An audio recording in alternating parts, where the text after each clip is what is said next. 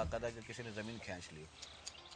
उसके बाद भी 1.5 घंटे मैंने हंसाया है और किसी को पता नहीं लगने दिया। क्या आपके साथ एक साथ में साइड में जाके बैठ गया, लोगों को फील हुआ क्या हुआ, किसका फोन था, मैं कुछ नहीं। जब ख़त्म हुआ तो फिर मैंने बताया। आप यकीन करेंगे पूरा हॉल विंग में आ गया मुझसे मिलने के लिए, यार आपने क्या किया। मैंने कहा भाई मैं क्या करता, अगर मैं ड्रामा फुरकान वगैरह काम कर देता, हम शॉर्ट कर देते हैं। सिंसेरिटी है। तो ये कुर्बानियाँ क्या होती हैं, मैं आपको ये बता रहा हूँ कि आर्टिस्टों की कुर्बानियाँ यही होती हैं। कोई ज़िबा करके नहीं आता, हम किसी को घर में मार के नहीं आते हैं।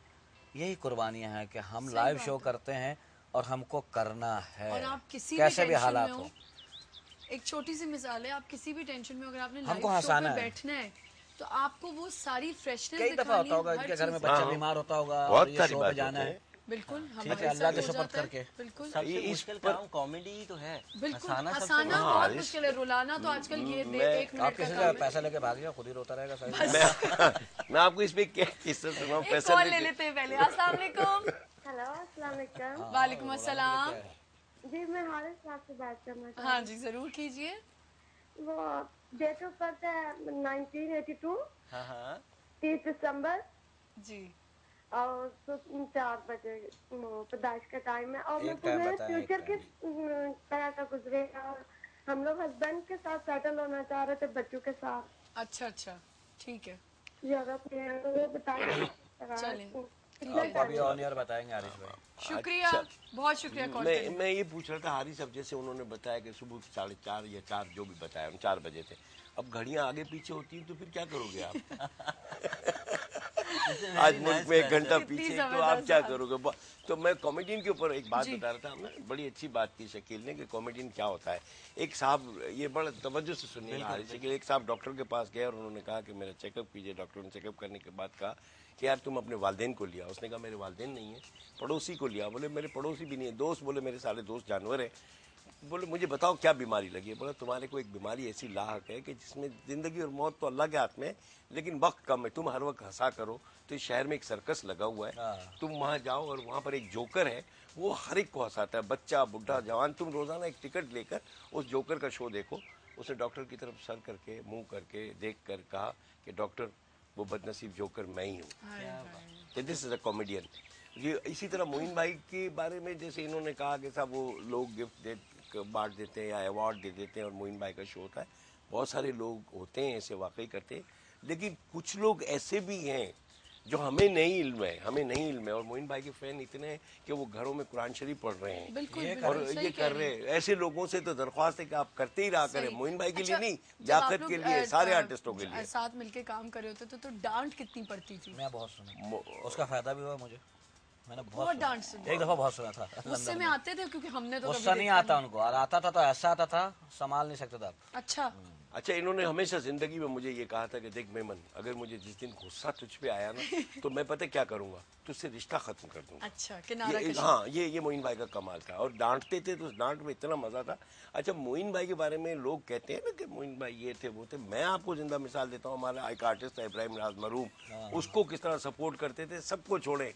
इस वक्त जैसे शकील ने कहा कि हम मुर्दा परस्त हैं, हमारे मुल्क के वो नामवर मज़ाहिया फनकार जिसके मोइन भाई भी फैन थे, और मोइन भाई ने भी वाकई उनकी बहुत सारी काम सीख कर किया था, लहरी साहब। जी जी बिल्कुल। और मोइन भाई के इंतकाल पे सबसे ज्यादा लहरी साहब को आपने देखा किस तरह रो रहे थे।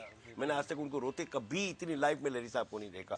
अपनी टांग कटी तब भी नहीं रोते देखा उनको, और किस तरह रो रहे थे। और हमें चाहिए कि पता है कि अब मैं उस दिन भी एक चैनल पे बैठ के कह रहा था, मैंने कहने का गवर्नमेंट से आप 60 साल से चीख रहे हो, 55 साल से, बहुत सारे लोग चीख रहे हैं कि हमारा ये काम हो। ठीक है, गवर्नमेंट को आप अपना काम करने दो, आप अपना काम खुद करें। सही कह रहे हैं। मैंने कहा सैलाब ज़दगान के लिए आप निकालते हैं ट्रक, जलजला ज़दगान के निकालते हैं, हम अपने उन आर्टिस्टों के लिए एक दफ़ा ट्रक निकालेंगे। सही बात। और ये हमने वेट किया है सिर्फ मोइन भाई का 40वां हो जाए, इंशाल्लाह मैं निकालूंगा ट्रक जिस पे लिखूंगा। और मुझे इतनी उम्मीद है मेरे अपने कराची के अवाम से कि वो इतना प्यार करते हैं फनकारों से। 1.5 करोड़ अवाम है यहाँ पे, 2-2 रुपए भी देंगे तो 3 करोड़ बनता है। सही कह रहे हैं, बिल्कुल सही। हमें किसी तरफ हाथ फैलाने की जरूरत नहीं, मांगने ही ना, गवर्नमेंट से मांग के थक गए, एक दफा आवाम से मांग ले आप। अब तो मैं पता है भी कॉल करते हैं, ये बात करते हैं, जब हमारे पास कोई गवर्नमेंट के लोग आए होते हैं तो हम यही कहते हैं कि अब छोड़ दें बस इस बात को कि गवर्नमेंट से हमें क्या सिर्फ पता है क्या, चेक दे के फोटो खिंचाने वाले लोग। बात ये है कि भाई हम दूसरों के लिए भी तो करते ही ना यार, वो भी तो जो हमारे आर्टिस्ट बरादरी हैं वो भी तो कोई ज़दगान ही हो गए ना वो भी।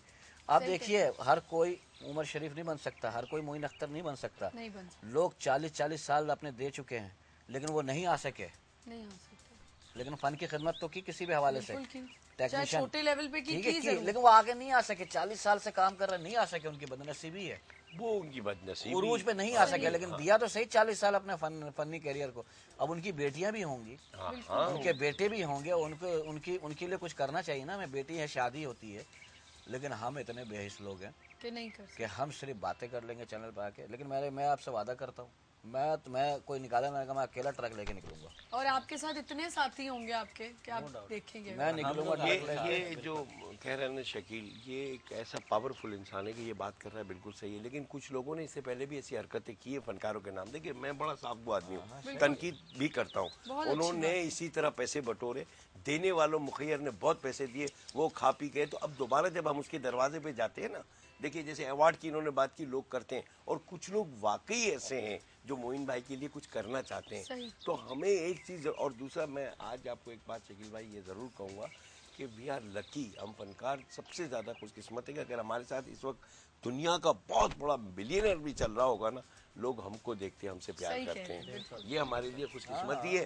पैसा ही इम्पोर्टेंट नहीं है। अच्छा, और हमें पैसा भी मिलता है। देखो, मैं हारिस बताऊंगा, अभी शकील ने एक किसी का भी निजी चैनल की एक बात बताई, अमाउंट जो शकील ने बताई ना, वो सच्ची बात बताता हूँ कि मैं पूरा साल बिजनेस करूँ तब भी इतनी नहीं मिलती जो अभी शकील ने बताई। हम किसी प्रोग्राम में जाते हैं, हमें पैसे भी मिलते हैं, उधर हमारी तस्वीर भी खींची जाती हैं और हमें इज्जत भी मिलती है। ये भी आर लकी। लेकिन हमारी थोड़ी सी बदनसीबी कि कुछ लोग हम में ऐसे आ गए जो शायद फन को नहीं जानते, या फिर वो लोग ऐसे लोग भी हैं जो खाली खाली बातें करते हैं। देखो, इस शख्स ने, मुझे याद है कि ये मेरे बाद ड्रामे में आए, ये दूर खड़े रहते थे और लोग बुलाते थे। इसने एक ड्रामा दिल्ली में काम किया और जब पतला दुबला, ठीक है, और आज अल्लाह ताला ने अगर इसको मुकाम दिया तो मैं बड़े फख्र से कहता हूँ, बेशक ये हम जैसे सीनियरों से बहुत प्यार करता है, लेकिन इसकी अपनी मेहनत थी। तो इस तरह सब फनकारों के पास अपनी मेहनत होती है, बदनसीब नहीं होते हैं। लेकिन क्या होता है कि जब हम उरूज पर आते हैं ना, तो हम वो चीजें भूल जाते हैं। अपना आप भूल जाते हैं। लेकिन हम उस वक्त एक कॉल लेते हैं, फिर इस पे बात करते हैं। अस्सलाम वालेकुम। वालेकुम सलाम। आमना कैसी हैं आप? जी बिल्कुल ठीक ठाक। कौन बात कर रही हैं? मैं मिसेज आरिफ बात कर रही हूँ, कराची से। जी जी, मैं, आप बहुत अच्छा प्रोग्राम करती हैं, बहुत अच्छी होस्टिंग करती हैं, बहुत शुक्रिया। और मैं आंसर भी देना चाहूंगी। जी बताइए। जी, हॉकी। सही है। और आज के बहुत ही अच्छे हैं फनकार आए हैं, बहुत ही लोगों को हंसाते हैं, बहुत ही नेक काम करते हैं। मैं इनको विश करूंगी कि आइंदा भी अल्लाह बस इनको और तरक्की दे, और बस हम लोगों को जो है लोग हंसाते रहे। और मोइन अख्तर और लियाकत सोल्जर साहब को हम बस अपने इनको अल्लाह मगफिरत अता और बब्बू बलाल साहब को, मस्ताना साहब को, और चारों जो भी हम में नहीं है फनकार, बल्कि तमाम मोमिन मुसलमान को अल्लाह मगफिरत दे। अच्छा, मैं बात काट रहा हूँ, आपने बिल्कुल सही कहा। अब मैं आपको मिसाल, इब्राहिम राज, ठीक है, ये वो नाम है जिसके नाम से एक ज़माने में ऑडिटोरियम फुल हो जाते थे, ठीक है ना। लेकिन ये फ्रंट में नहीं आ सके। इसने, इस आदमी ने अपनी ज़िंदगी मलंग वाली गुजारी। आखिरी दिनों में हम साथ थे, हमें पता ना किस क्राइसिस से गुजरे हैं, हमें पता है। बात यह है कि आफ्ताब भाई कि कुछ लोगों ने इकट्ठा किया और वो खा गए। आपको यकीन जानिए, ये जो अमानत है ना, अमानत किसी के खाना, ये अल्लाह के, इसका हिसाब जो है ना वो अलग ही है। वो तो ऐसा है कि इसकी पकड़ ऐसी होगी, आप किसी के नाम से ले। बात यह है कि पहले तो हम डालेंगे ना पैसे, हम जब इकट्ठा करने जाएंगे तो पहले हम कोशिश करेंगे मैं अपनी तरफ से डाल दूं जो मेरी औकात है, हैसियत है। ऐसे ही अपने फनकारों से बोलूंगा 1000 तुम डालो, 2-2 जो तुम्हारी हैसियत है डालो। पहले तो हम अपने पल्ले से डालेंगे इंशाल्लाह। सही, आमीन। और ऐसा करेंगे इंशाल्लाह। मैं खुद नहीं रखूंगा, कोई ऐसा ईमानदार आदमी रखेंगे हम, जो ऐसा जो हमको लगता है कि यार ये आदमी है। मेरा कहने का मकसद ये नहीं है कि हम तनकीद कर रहे हैं, लेकिन इसमें कुछ लोग ऐसे भी हम आ ऐसे लोगों को जाते डालेंगे हैं। नहीं, हम ऐसे लोगों से अवॉइड करेंगे आफ्ताब भाई। आमीन आमीन। नहीं, क्योंकि अभी से देखिए, पहले कर चुके हैं ऐसे आप लोग। हिंदुस्तान के अंदर कॉमेडियन है खाली जी, 100 कॉमेडियनों में 100-150 उनकी अपनी की यूनियन है, और 80 से 90 करोड़ रुपए उनके अकाउंट में है। बिल्कुल ठीक है जी, है। और वो जो भी परेशान होता है उनको निकाल के वो दे देते हैं, और उसमें फिर डाल देते हैं जो अच्छे कमाने वाला। अच्छा, आपने तो बाहर भी शो किया है। एक जरा मैं थोड़ा सा हारिस पे आना चाह रही हूँ। हारिस, जरा अभी थोड़ी 2 मिनट में जरा इनका जायचा दोनों का निकालते, जरा मजा आएगा ना, जायचा तो पता चले क्या है। लेकिन आपने बाहर शो, मतलब आप इंडिया करके आए, दुनिया में क्या, अल्हम्दुलिल्लाह पूरी दुनिया, लेकिन इंडिया में होता है तो फिर वो बात होती है। तो वहाँ भी कितने फैंस हैं मोइन अख्तर के। मैं बता रहा हूँ ना आपको कि एक शो था शेखर सुमन का, हाँ ठीक है, मोबाइल शेखर, वो इदारा जो है कर रहा था, ठीक है, वो ख़त्म हो गया। उन्होंने मुझसे रुजू किया कि क्या आप अपने मोइन भाई से हमारी बात करा सकते हैं, वो शो हम करना चाहते हैं मोइन भाई के हिसाब से। तो मैंने मोइन भाई से बात की इंडिया से, फिर उसके बाद मैंने कहा मोइन भाई बहुत हैंडसम अमाउंट कह रहे करना है क्या, मैंने कहा ऐसा ऐसा है, और मैं मजाक कर रहा 20% में लूँगा आपसे, सही, क्योंकि मैं लाया हूँ काम, अब चलना। तो वो कह रहे, मैंने कह रहा क्या, मैंने कहा ऐसा ऐसा महीने में 4 दफ़ा, बोला यार ट्रैवल नहीं कर सकता इतना। चलें अब जायचा निकाल लें, शो का वक्त भी खत्म होने वाला और है। 2.5 करोड़ रुपए थे उस शो के लिए, 26 शो नहीं किया, नहीं किया। तबियत तब लालची इंसान तो नहीं थे। थे, हरगिज़ भी नहीं। और माशाल्लाह वो डिग्निटी भी अपनी अपने बहुत काम की डिग्निटी। डिग्निटी। और मैं आपको बताऊं, उस दिन किसी हमें कॉल की, आपसे ही मेरी बात हुई, जी, इतने लोगों के घर चल रहे थे उनसे। बेशक वहाँ बिल्कुल। पे देखा वो बेवाएं, किसी का बिल देता था, किसी का बिजली का बिल, किसी का किसी अच्छा, कुछ लोग तो फाइलें लेकर आए थे, मैं ऐसे समझ रहा था कि झूठ भी बोलते हैं, फाइलें लेकर आए थे जिसमें मोइन भाई ने बाकायदा साइन करके उसको पैसे दिए हैं। पहले इनका जायचा निकाल। मैंने पहले शकील का नहीं, पहले इनका। भाई टाइम नहीं, जल्दी करें यार, जल्दी। शकील भाई का मैंने अभी जायचा बनाया था, अभी हमने ऑफ एयर में, और शकील भाई के जायचे में जुपिटर का दौर है। नो डाउट ही हैज मतलब तुम अतीका के साथ ही बैठे हुए हो क्या? यार ये आमना शीजा, तुम हमारे सामने आमना क्या कर रही हो? मैं इनसे जायजा करवाऊंगा, ये शीजा कर देंगे मेरे को। चलिए मैं अभी 5:30 इनका जायचा, इनका जायचा। नहीं, वो शीजा और हीजा में हाँ, फर्क है। चलिए बताएं। तो भाई मुझे एक बात बाय द वे, आपने मेमन रोल्स इतने अदा किए, नो डाउट। अब तो वाकई मेमन है या सिर्फ अरे असली में मेमन है। असली मेमन है, लेकिन मेरी जान मुझे ये बताओ, शी और ही में क्या फर्क है? ये तो तुम्हें यार उसमें ठीक बताया जाता है। एक बात बताओ, मैं उस बात की तायद करूंगा कि हमारी शादी के बाद शी वाली पोजीशन हो जाती है घर पे, बीवियां ही हो जाती हैं। ऐसा कुछ भी नहीं, मैं औरत, वुमेन पावर में बहुत मेरी औरतों को वाइफ सपोर्ट अभी करती हूँ। प्रोग्राम देख रही होगी और ये इतना ज़हीन है कि मेरी घर में भी एंट्री बंद करवा रहा है।